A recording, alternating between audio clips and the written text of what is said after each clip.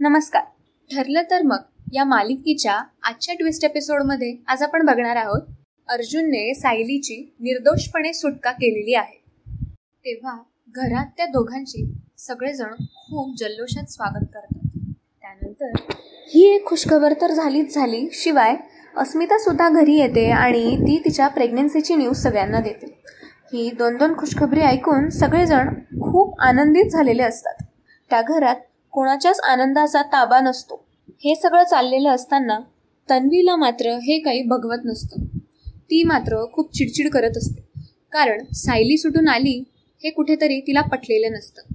आणि तिचं म्हणणं असंच असतं की यार, ही कुठून सुटून आली, ही प्रत्येक वेळेस अशी पळत का सुटते सिच्युएशनमधून, आणि ही दरवेळेस वाचून का जाते.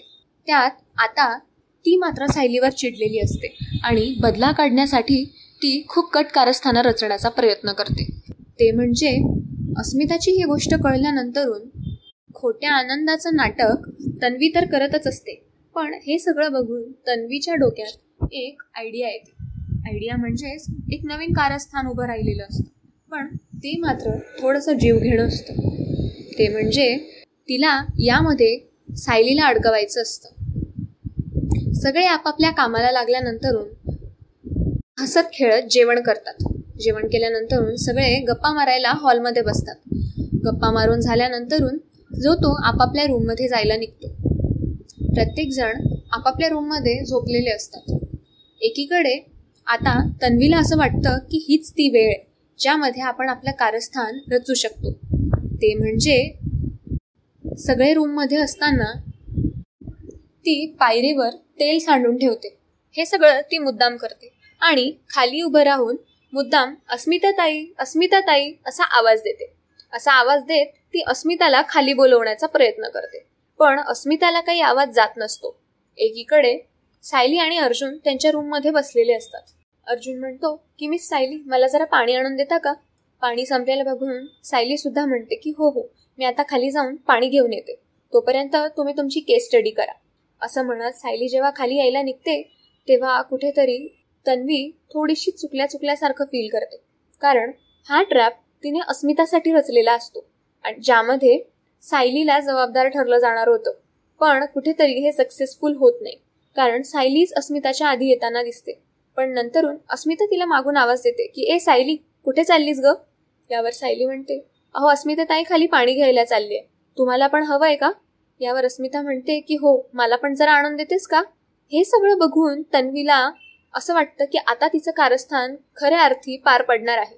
तन्वी अस्मिताला आवाज देते की अस्मिता, जरा खाली येतेस का ग, मला तुला काहीतरी दाखवायचंय. यावर सायली म्हणते की तू गप ग, तिची अवस्था बघ, अशा ह्याच्यात त्यांना खाली बोलवणार आहेस का. यावर अस्मिता म्हणते, सायली मी जाऊ शकते, अजून मला काहीही झालेलं नाहीये.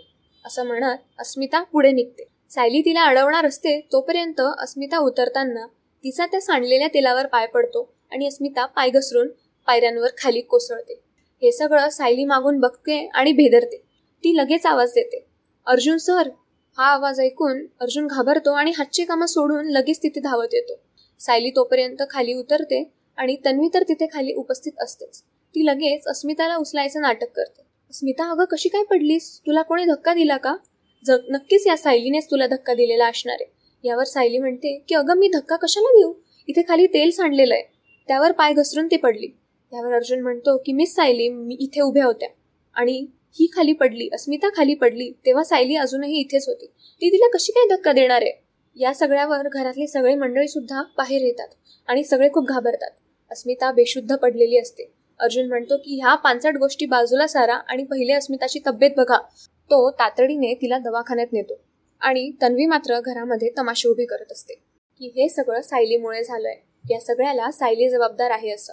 यावर सायली तिची काहीही सफाई न देता फक्त अस्मिताची काळजी करण्यात असते आणि ती अर्जुन सोबत डॉक्टरकडे जायला म्हणते. यावर तन्वी म्हणते की ऑलरेडी तिचा जीव घेतलास, ते काही कमी आहे का, तू कशाला तिथे जातेस. यावर सायली म्हणते की तन्वी तू जरा गप्प बस, हे तेल मी कशाला सांडणार आहे. तन्वी म्हणते की नाही, हे तेल तूच सांडलेलं असणार आहे, कारण अस्मिता तुला कायम काही ना काही बोलत असते. असं तर नाही ना की तुला तिचा काटा काढायचा होता म्हणून तो अशा पद्धतीने तिचा बदला घेतलास. यावर सायली तन्वीला सणानून एक कानाखाली वाजवते आणि सांगते की मी एवढ्या नीच पातळीला जाऊच नाही शकत, ती लक्षणं तुझी आहेत. सायली असं उत्तर देते.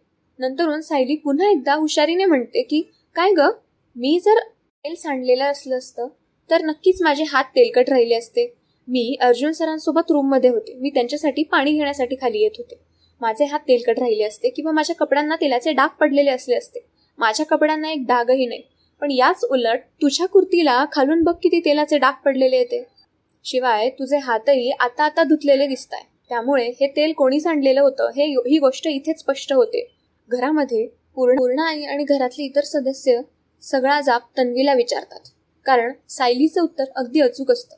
सायली तर बऱ्याच वेळपूर्वी वरती निघून गेलेली होती. मग ती कशी काय खाली येऊन पुन्हा ते सांडणार आहे? सायली बरोबर बोलते. तुझ्या कपड्यांना डाग पडलेले तन्वी, या प्रश्नाचं उत्तर तूच दे की इथे तेल कसं सांडलं होतं. तन्वी तिच्या सफाईमध्ये काही बोलेलच तोपर्यंत सायली म्हणते की आई, तुम्ही सगळे इथेच थांबा. मी अर्जुन सरांसोबत जाऊन येते. भाऊजी, तुम्ही चला माझ्यासोबत.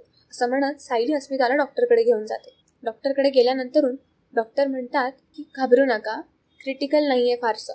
फक्त त्यांच्या हातापायांना इजा झालेली आहे. बाळाला काहीही धोका नाहीये. अस्मिता जेव्हा शुद्धीत येते तेव्हा अस्मिताला घडलेला प्रकार अर्जुन सांगतो आणि असंही सांगतो की हे सगळं तन्वीने केलेलं होतं. ज्यात सायलीचं नाव यावं अशी तन्वीची इच्छा होती. त्यावर अस्मिता रडू लागते आणि म्हणते, सायली मला माफ कर. मी आजवर तुला खूप चुकीचं समजत आले होते. कारण मला तू कुठेतरी सहन व्हायची नाहीस आणि माझ्या मनात तन्वीने तुझ्याबद्दल बऱ्याच गोष्टी टाकून ठेवलेल्या होत्या. यावर सायली म्हणते, अहो ताई, सत्य कधी लपत नसतं. हे आज ना उद्या समोर येणारच होतं. तेव्हा आता तुम्ही अशा अवस्थेत रडू नका. तेव्हा ते सगळे हसत खेळत डॉक्टरकडून घरी जायला निघतात आणि घरी तन्वीला सगळे जाब विचारण्यात असतात. तन्वी मात्र सफाई देण्यामध्ये असमर्थ सिद्ध होते. तिला काही बोलताच येत नाही. तेव्हा ती म्हणते की अरे, अस्मिता माझी चांगली मैत्रीण आहे. मी असं कशाला करेन? दिसटण्यासाठी तुमच्याशी असं खोटं बोलून गेलेली आहे.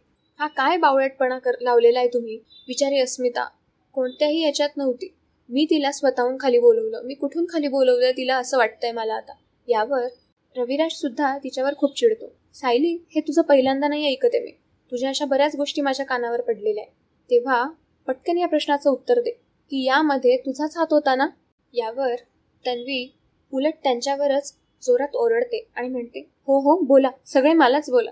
यामध्ये माझी काही चूकच नाहीये. ती रडायचं नाटक करत असं म्हणत तिथून निघून जाते. मागून लगेच अस्मिता, अर्जुन आणि सायली येताना दिसतात. अस्मिताला सुखरूप बघून सगळ्यांच्या जीवात जीव येतो आणि पूर्ण आई सुटकेचा श्वास सोडतात. सगळे विचारतात की काय अस्मिताला डॉक्टर काय बोलले, सगळं व्यवस्थित आहे ना? यावर अस्मिता म्हणते की हो, तुम्ही काळजी नका करू, मी व्यवस्थित आहे.